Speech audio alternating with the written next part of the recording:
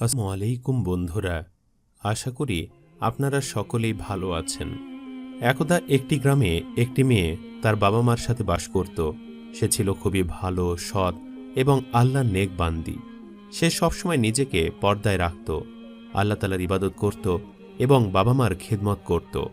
মেয়েটি খুব একটা বাসার বাহিরে যেত না, আর গেলেও সবসময় নিজেকে শালীন পোশাকে আবৃত রেখে বাহিরে বের হতো। ওই গ্রামে একজন খুব বদমাশ ছেলে বাস করত, আর একজন খুবই পরহেজগার, সৎ ভালো একটা ছেলে বাস করত। খারাপ ছেলেটি নজর ছিল ওই মেয়েটার দিকে। সে সবসময় মেয়েটির দিকে নজর রাখত।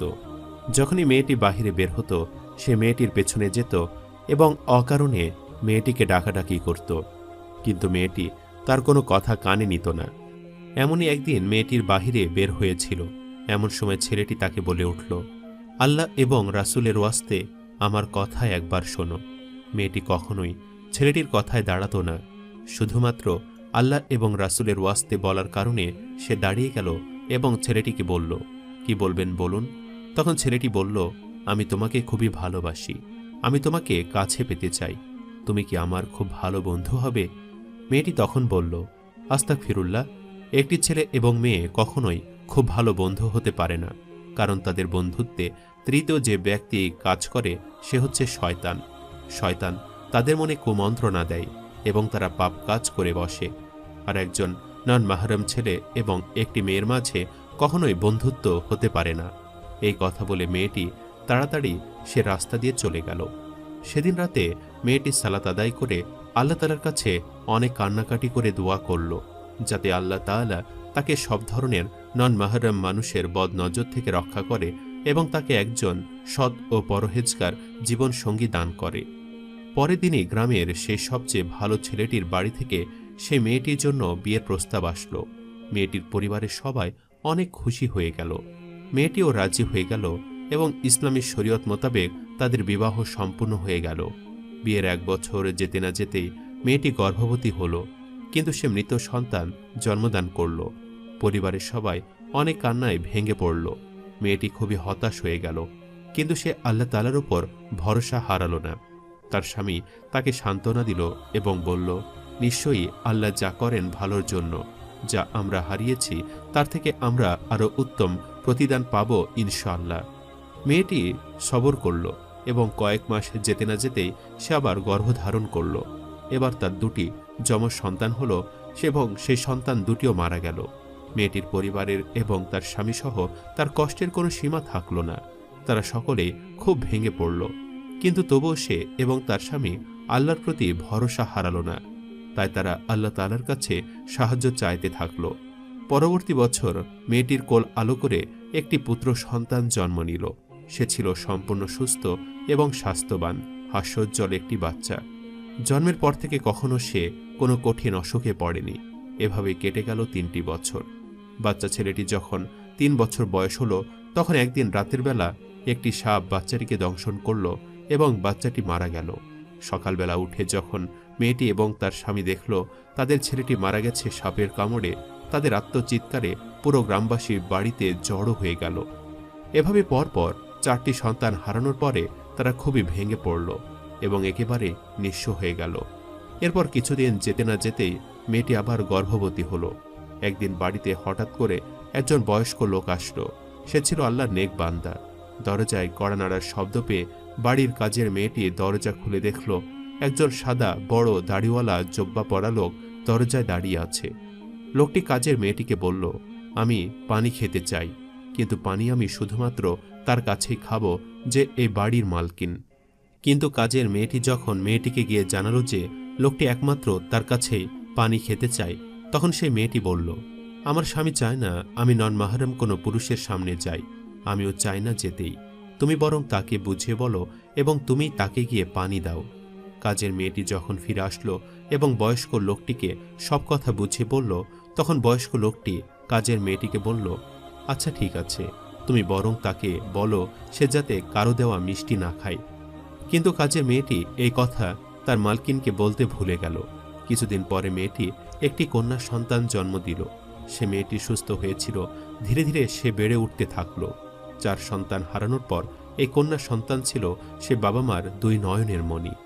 একদিন বাচ্চা মেয়েটি উঠানে বসে খেলা করছিল এবং তার মা কাজ করছিল। হঠাৎ করে কাজের মেয়েটি এসে দলকে খবর দিল যে বাচ্চা মেয়েটি অজ্ঞান হয়ে বাহিরে পড়ে আছে। মেয়েটি রান্নাঘর থেকে বাহিরে বের হয়ে দেখল তার মেয়ের মুখে ফেনা উঠে মেয়েটি মরে পড়ে আছে। তাদের কষ্টের আর কোনো সীমা রইল না। পরপর 5টি সন্তান তারা হারিয়ে ফেলল। নিজের ছোট্ট কন্যা সন্তানটিকে কবরে দাফন করে মেয়েটির বাবা চলে গেল মসজিদে। অনেক কান্নাকাটি করে আল্লাহ তাআলার কাছে সাহায্য চাইল এবং বলল, হে আল্লাহ, কোন পাপের শাস্তি তুমি দিচ্ছ জানি না, তোমার উপর থেকে কখনো আশা হারাইনি। তুমি পরপর আমার 5টি সন্তান কেড়ে নিলে, কোনো গুনাহের শাস্তি দিচ্ছ, আল্লাহ তুমি আমাদেরকে ক্ষমা করে দাও, আমাদেরকে সন্তান সুখ দান করো। মসজিদ থেকে বের হওয়ার সময় হঠাৎ একদিন বাড়িতে পানি খেতে আসা ওই নেক বান্দা লোকটির সামনে হাজির হয়ে বলল, আমি তোমার বাড়ির কাজের মেয়েকে বলেছিলাম সে যাতে তার মালকিনকে বলে তার মালকিন যেন গর্ভাবস্থায় কারো দেওয়া মিষ্টি কোনো খাবার না খায়। সে কি তোমার স্ত্রীকে জানায়নি? তখন লোকটি বলল, হয়তোবা সে ভুলে গেছে, আমি এখন গিয়ে তাকে জানিয়ে দিব। পরবর্তীতে তার স্ত্রী যখন আবারও গর্ভবতী হলো, সে কারো দেওয়া কোনো মিষ্টি খাবার খেল না। এবার তার একটি কন্যা সন্তান হলো এবং সেই সন্তানটিও 1 বছর পর মারা গেল। অসহায় স্বামী স্ত্রী আর এই কষ্ট সহ্য করতে পারল না। এক লোকের পরামর্শে তারা গ্রামের একজন হুজুরের শরণাপন্ন হলো এবং তাকে সব কথা খুলে বলল। হুজুর জায়নামাজ বিছিয়ে আমল করতে লাগলেন। তিনি ছিলেন সেই ব্যক্তি যিনি ওই দিন ওই মেয়েটির বাসায় পানি খেতে গিয়েছিলেন। তিনি জোরে জোরে দোয়া পাঠ করতে লাগলেন।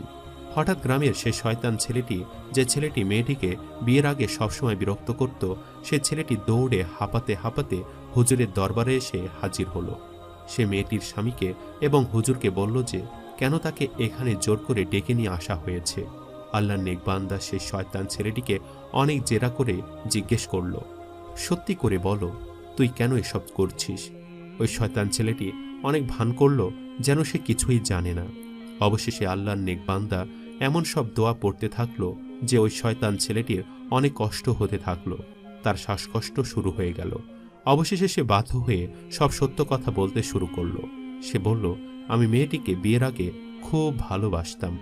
আমি তাকে কাছে পেতে চেয়েছিলাম, কিন্তু সে আমার কাছে আসেনি। হঠাৎ করে একদিন শুনি মেয়েটির বিয়ে হয়ে গিয়েছে। আমি একদম এই কষ্ট সহ্য করতে পারলাম না। আমি পাগলের মতো হয়ে গেলাম। আমি ভাবতে থাকলাম যে কোনো উপায়ে আমার তাকে নিজের করে পেতেই হবে। একদিন আমার এক বন্ধুর মাধ্যমে জানতে পারলাম এক তান্ত্রিক রয়েছে যে কালো জাদু করে তার কাছে গিয়ে আমি যদি মেয়েটির ওপর কালো জাদু করি তাহলে আমি তাকে জীবনে ফিরে পেতে পারি। তাই আমি আমার ওই বন্ধুর পরামর্শে জঙ্গলে থাকা সেই তান্ত্রিক বাবার কাছে যাই। তার কাছে 40 দিন দীক্ষা নেই এবং 40 দিনে আমি মন্ত্র শিক্ষায় দক্ষ হয়ে উঠি। তারপর আমি এই মেয়েটির ক্ষতি করার কাজে লেগে পড়ি। আমার উদ্দেশ্য ছিল একা একা তার সব সন্তানকে মেরে ফেলা, যাতে সে তার স্বামীর ওপর অতিষ্ঠ হয়ে তার স্বামীকে পরিত্যাগ করে আমার কাছে চলে আসে। কিন্তু এমনটা হয়নি। আমি সর্বশেষ জাদু করব তার স্বামীর ওপর, যাতে তার স্বামীও মারা যায়। আমি তাদের বাড়ির কাজের মেয়েটিকে টাকা দিয়ে নিজের কেনা গোলাম বানিয়ে নিই। তার মাধ্যমে সে যখনই গর্ভবতী হতো একটি করে মিষ্টি তার স্ত্রীকে খাওয়াতাম, যাতে তার বাচ্চা মারা যায়। তখন সেই হুজুর ওই শয়তান ছেলেটিকে নিয়ে এবং মেয়েটির স্বামীকে নিয়ে মেয়েটির বাড়ির সামনে গিয়ে উপস্থিত হলো এবং দেখল মেয়েটি আল্লাহর কাছে অনেক কান্নাকাটি করছে। তখন হুজুর শয়তান ছেলেটিকে বলল, দেখেছিস, যাকে পাওয়ার জন্য তুই কালো জাদু করেছিস সে মেয়েটি কতটা কষ্ট পাচ্ছে, তবু সে আল্লাহ তাআলার প্রতি নিরাশ হয়নি। সে আল্লাহর ইবাদত করছে। কালো জাদু হয়তোবা সাময়িকভাবে কারোর ওপর আসর করতে পারে, কিন্তু আল্লাহ তাআলা সবসময় তার নেক বান্দাদেরকে রক্ষা করেন। অবশেষে ছেলেটি এমনভাবে অভিনয় করল যেন সে নিজের ভুল বুঝতে পেরেছে এবং অনেক ক্ষমা চাইল। হুজুর তাকে বলল, চলে যা এখান থেকে, আর ভুলেও কারো ওপর আর কালো জাদু করার সাহস করিস না। ছেলেটি বাড়ি থেকে বের হয়ে যেতে লাগলো। সে বলেছিল যে সে শুধরে যাবে আর কখনো এমনটা করবে না, কিন্তু সে মনে মনে ভাবছিল সে আবারও তান্ত্রিক বাবার কাছে যাবে এবং হুজুরকে ইচ্ছামতো শাস্তি দিবে। কিন্তু হুজুর তার মনের কথা পড়ে ফেললেন এবং এমন আমল করলেন যে 60টি সাপ ছেলেটিকে তাড়া করল।